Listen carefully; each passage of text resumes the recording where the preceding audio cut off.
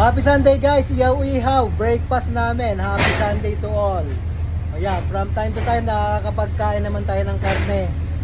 Hindi naman puro isda. Sa mga nagtatanong dyan guys na puro isda kami, hindi naman. May time naman din na maganda yung menu natin dahil limited na tayo sa karne. Paubos na yung isang baboy namin. So parang so, susunod, puro isda na tayo. So Sunday, pahiyang tayo. Ayan.